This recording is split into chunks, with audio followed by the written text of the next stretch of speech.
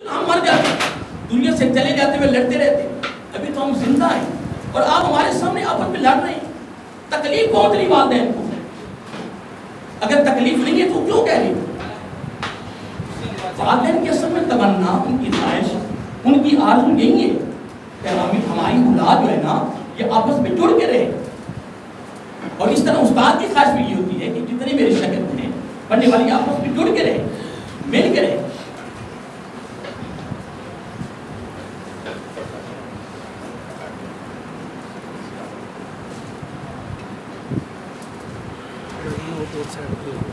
تو میں عرض کر رہا تھا اگر شاید یہ تمنا ہے کہ میری عقیدت مند آپس میں مل کے رہے، اور یہی تمنا اور یہی خواہش والدین کی ہے، اور یہی خواہش جو ہے یہ استاد کی ہے، تو محترم اللہ تعالیٰ بھی چاہتا ہے، اس کی ذات بھی بات پہ غور کریں، اللہ تعالیٰ بھی یہی چاہتا ہے کہ میری مخلوق آپس میں جڑ کے رہیں، یا آپس میں مل کے رہیں، ان کے درمیان خلا نہ پڑے، دوری پیدا نہ ہو جائے۔ اور نبی علیہ السلام میرے آقا بھی یہی چاہتے ہیں کہ میری امتی آپس میں جڑ کے رہیں۔ یہ آپس میں جڑنا، محبت، یہ قربت، یہ پیار، یہ انس، یہ ملاقات اللہ تعالیٰ کی رضا کے لیے، ایک دوسرے کے دکھ سکھ میں شریک ہونا، ایک دوسرے کے غم کو اپنا غم سمجھنا، دوسرے کی مصیبت اور پریشانی کو اپنی مصیبت اور پریشانی سمجھنا، اور دوسرے کے ساتھ تعامل کرنا، شانہ بشانہ چلنا، اس کی مدد کرنا، محترم یہ اللہ تعالیٰ کو ادائیں پسند ہے۔ اور میرے آقا علیہ السلام نے اس پر خصوصی تعلیم دی ہے، خصوصی سبق دیا ہے، خصوصی درس دیا ہے، اور یقیناً اس میں شک نہیں ہے کہ جن عظیم ہستیوں کی بارگاہ میں ہم حاضر ہیں، ان کی پوری زندگی کا سارا دور بھی اسی پر ہی تھا، اور یہ سبق ان کی بارگاہ سے یہی ملتا رہا، یہی ملتا ہے۔ محترم جتنے بھی اللہ والے آئے ہیں، ان کا سبق، ان کا درس، ان کی تعلیم، ان کی باتیں جو ملتی ہے وہ ملنے کی ملتی ہے، جدائی کی نہیں ملتی، دوری کی نہیں ملتی ہے۔ اس لیے محترم یہ خصوصی سبق اور درس اللہ تعالیٰ کی طرف سے۔ آئیے محترم ایک بات کر رہا تھا کہ اگر ایک شخص بیت اللہ شریف کو، میں بابری مسجد کی، مسجد اقصیٰ کی بات نہیں کر رہا، میں مسجد نبی شریف حرام کی بات نہیں کر رہا، میں بات کر رہا ہوں بیت اللہ شریف کی، خانہ کعبہ کی۔ اگر کوئی ایک شخص 100 مرتبہ اس کو اٹھائے، 100 مرتبہ گرائے، اللہ تعالیٰ کو اتنا دکھ نہیں ہے جتنا ایک قتل پر دکھ ہوتا ہے اللہ تعالیٰ، ایک قتل پر۔ تو آگے بڑھیے، اگر 100 مرتبہ بیت اللہ شریف کو، جو مرکز اسلام کا، جو مسلمانوں کا مرکز ہے، جس کا طواف ہو رہا ہے محترم، طواف، اور ہر جگہ سے بیت اللہ شریف کی جگہ سب پوری روح زمین سے اعلیٰ جگہ ہے، تمام جگہ ہیں۔ بارے میں بات کر رہا تھا کہ 100 مرتبہ کا ذکر آتا ہے، اتنا دکھ اللہ تعالیٰ کو نہیں ہوتا جتنا کہ ایک قتل پر ہے۔ تو قرآن مجید میں کیا الفاظ ہیں؟ وَالْفِتْنَةُ أَشَدُّ مِنَ الْقَتْلِ۔ یار اگر اس عظیم ہستیوں کی بارگاہ میں ہم حاضری دیں، اور ہمیں یہاں سے یہ سبق اور یہ درس، یہ خصوصی تعلیم ہمیں ملے اپنی زندگی کو سنوارنے کے لیے، زندگی کو خوبصورت بنانے کے لیے، آپس میں پیار کے لیے، آپس میں محبت کے لیے، آپس میں انس کے لیے، اور اپنی فضا کو، اپنی ہوا کو، اپنے ماحول کو خوبصورت محبت پر مبنی کرنے کے لیے یہ سبق ملے، تو یار ہم یہاں سے نکل جائیں تو فقط لنگشی کھا کے نکل جائے باہر، اور پھر ہم اس طرح ہو جائیں؟ محترم نہیں، اس لنگشی میں برکت ہے۔ اگر ہم اس کو فقط لنگر سمجھ، یہ فقط کھانا سمجھ کے کھائیں گے کہ یہ کھانا مل رہا ہے جی، نہیں محترم، اگر ہم اس کو اگر یہ سمجھیں کہ یہ برکت والا کھانا ہے، جس طرح رمضان شریف میں حدیث پاک میں آتا ہے، میرے آقا علیہ السلام کی بارگاہ میں صحابی حاضر ہوئے، میرے آقا علیہ السلام سحری فرما رہے ہیں، کیا کر رہے ہیں؟ سحری فرما رہے ہیں، روزہ رکھ رہے ہیں۔ آقا علیہ السلام نے آنے والے صحابی کو دعوت، اس کا نام جو بھی ہوگا، فرمایا اے میرے پیارے صحابی بیٹھو میرے ساتھ۔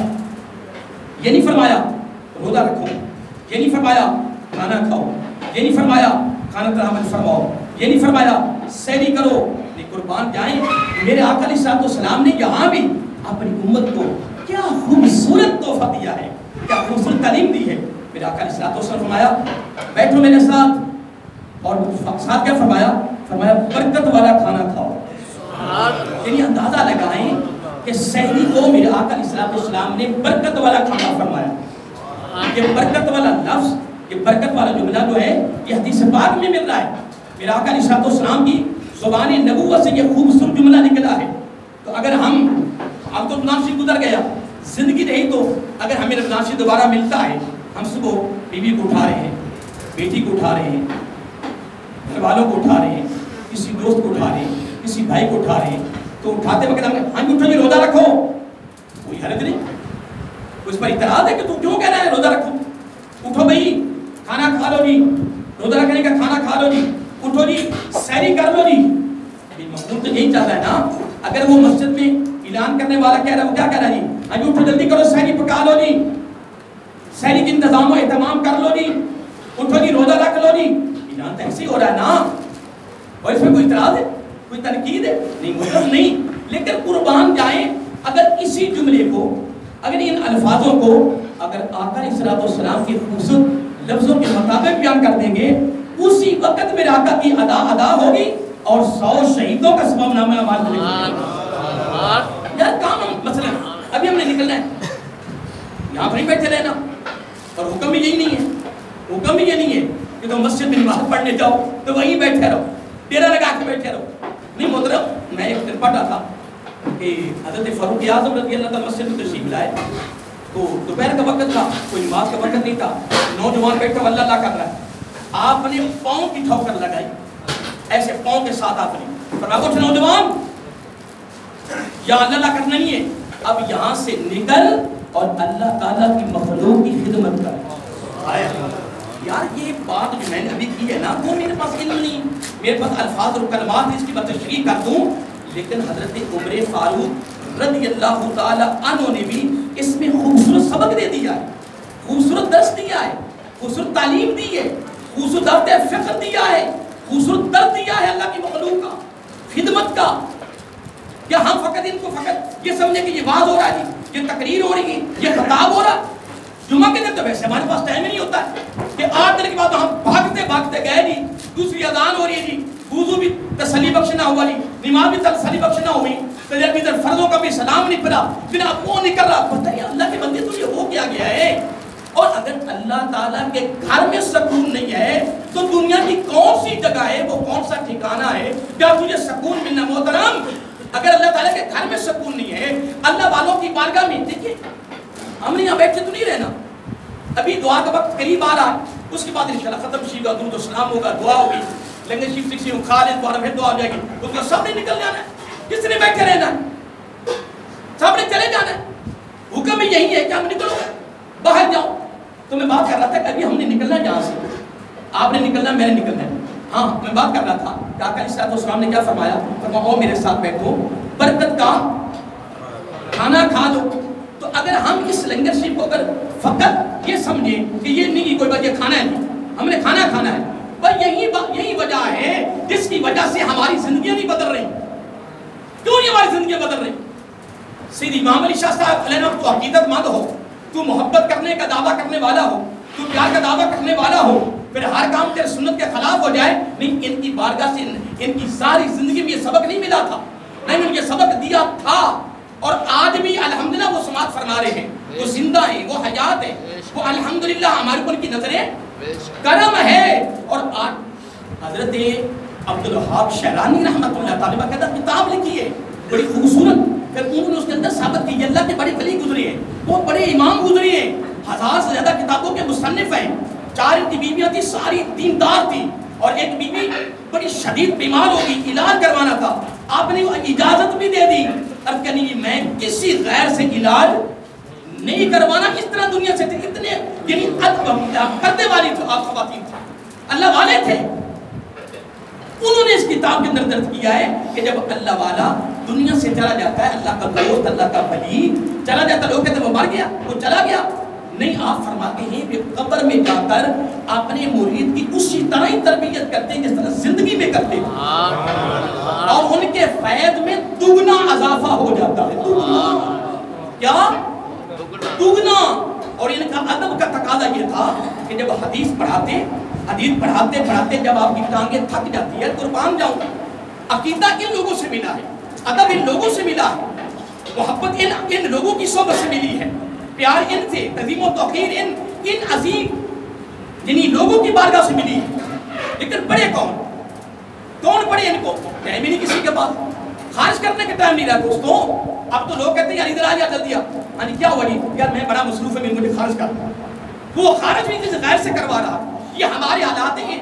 میں کہتا ہوں کہ محترم چلنا چاہیے، مصروف ہونا چاہیے، پر اتنا بھی نہیں ہے کہ تو مسجد میں نماز پڑھنے آ رہا ہے، ابھی 5 منٹ باقی ہے تو سنتے پڑھی، جماعت تو 1:45 ہو جانی ہے، لیکن تیری نظر گھڑی پر ہے، پیچھے دیکھ رہا ہے امام صاحب آ رہا ہے، کیوں نہیں ہے؟ کیا ہو گیا؟ اللہ کے بندے، اور تو مسجد میں آیا ہے، تو کسی مندر میں گیا یار، کیا ہو گیا؟ اللہ کے بندے تو اللہ کے گھر میں آئے، اللہ تعالیٰ کے گھر میں، کیا قربان جائیں یار، اللہ کے گھر میں سکون سے بیٹھ، جماعت ہو جانی، محبت میں بیٹھ، پیار میں بیٹھ، اور اپنی قسمت پر ناز کر، اپنی مقدر پہ ناز کر کہ باری تعالیٰ کتنی دنیا بار پھر رہی ہے، تیرا کتنا کرم ہے کہ اللہ یجتبی الیہ من یشاء، باری تعالیٰ تیری نظر مجھ جیسے گناہگار پہ کیسے پڑ گئی اور تو مجھے اپنے گھر میں بلا لیا، اور وہ بھی فقط بلایا نہیں ہے، وضو کر کے اپنی پیشانی کو اے باری تعالیٰ نے اپنی بارگاہ میں جھکنے کی توفیق دی ہے، پھر ہماری پیشانی اس کی بارگاہ میں جھک جائے۔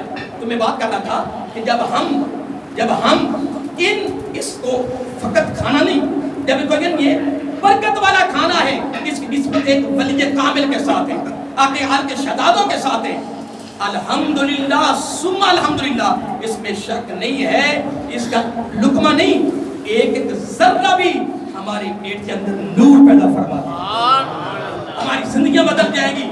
تو بدلے کی کوشش تو کریں۔ میں ایک بات کر رہا تھا وہ سنت کی کہ نکلنا تو ہے، ہم نہیں یہاں سے جانا تو ہے، میں نے بھی جوتا پہننا ہے، تم نے بھی پہننا ہے، سب نے جوتا پہننا ہے یار، اصل میں یہی سبق، یہی درس ملتا ہے ان عظیموں کی بارگاہ سے کہ جب ہم نکلیں گے یہ جوتے باہر پڑے ہیں، یہ جوتے اندر رکھیں، وہ رکھیں گے، چلو جی جڑا پیر دے لے اندر بڑھتا جائے، پاؤ ہی جاؤ جی نکل، نہیں مطلب کیا ہو گیا؟ اور یار جوتا پہننے کی بھی میرے آقا کی ادا ملتی ہے، میرے آقا کی سنت ملتی ہے، میرے آقا کا عمل ملتا ہے، میرے آقا کا سبق ملتا ہے۔